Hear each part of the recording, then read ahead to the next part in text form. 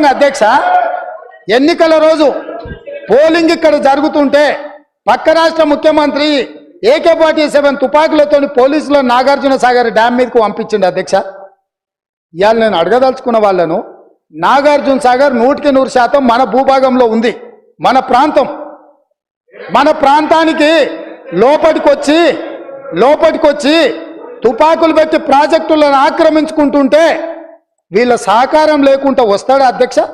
ఇంటి దొంగలు లేకుండా జగన్మోహన్ రెడ్డి గారు లోపలికి వచ్చి నాగార్జున సాగర్ డ్యామ్ మీద పహారాలు కాసే పరిస్థితి వస్తుందా అధ్యక్ష? ఎందుకు ఆ రోజు వీళ్ళు మాట్లాడలేదు? వీళ్ళు ఇచ్చిన అలుసే కదా, వాళ్ళు పెట్టిన పులుసు తిని వీళ్ళు అలుసు ఇవ్వడం వల్లనే కదా ఈరోజు ఈ పరిస్థితి వచ్చింది.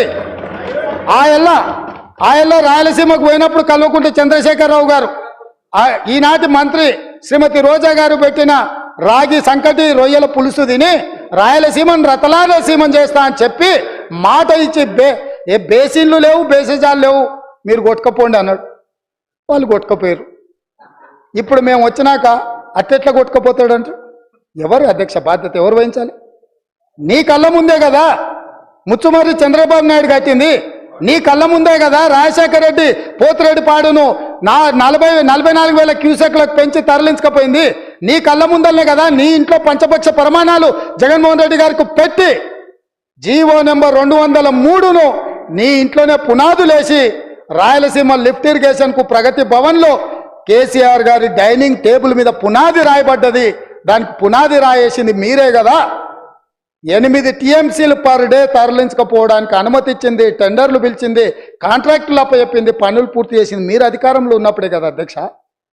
మీరు మొత్తం కృష్ణానది జలాలు మహారాష్ట్ర కర్ణాటక దాటి మహబూబ్ నగర్ జిల్లాలో జూరాల నుంచి పాలమూరులో కలంపూర్లో ఎంటర్ అయి తుంగభద్ర నదిలో వచ్చే నీళ్లు, తుంగభద్ర నుంచి వచ్చిన సుంకేశ్లకు వచ్చిన నీళ్లు, సుంకేశ్ల నీళ్లు జూరాల నీళ్లు కలిసి ప్రయాణమై పాలమూరు జిల్లా నుంచి మొదలై రాయలసీమలకు పోయి నంద్యాల నుంచి తిరుక్కొని శ్రీశైలం ప్రాజెక్టు మీదకి వచ్చినప్పుడు శ్రీశైలం ప్రాజెక్టు కొంత తెలంగాణలో ఉంటే కొంత ఆంధ్రాలో ఉంది అధ్యక్ష. అంతకుముందు ప్రాజెక్టులు లేవు. అంతకుముందు పోతిరెడ్డిపాడు 11,000 క్యూసెక్స్ ఉండే, అది 44,000 క్యూసెక్స్కి పెరిగింది. అంతకుముందు లేని రాయలసీమ లిఫ్ట్ ఇరిగేషన్ ఇవాళ 8 TMCలు తరలించడానికి లిఫ్ట్ ఇరిగేషన్లు కట్టినరు. ముచ్చుమరి నుంచి 1/2 TMC కట్టిరు అధ్యక్ష.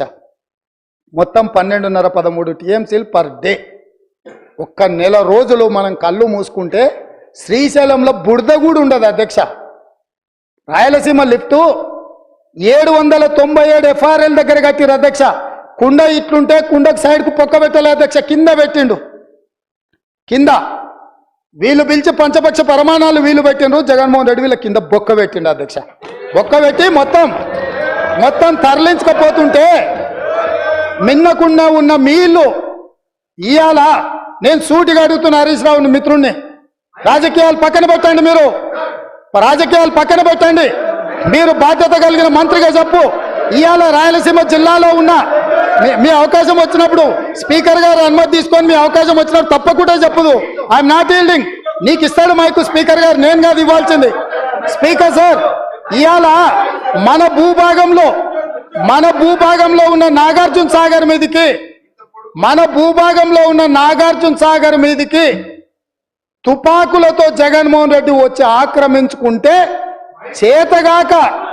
చేతగాని సన్నాసులాక ఇక్కడ ప్రభుత్వం చూస్తుంటే ఇవాళ రాయలసీమలో ఉన్న ప్రాజెక్టుల నుంచి నీళ్లు తరలించకపోతుంటే ఎవరు అడ్డుకోవాలి అధ్యక్ష? ఎవరు అడ్డుకోవాలి?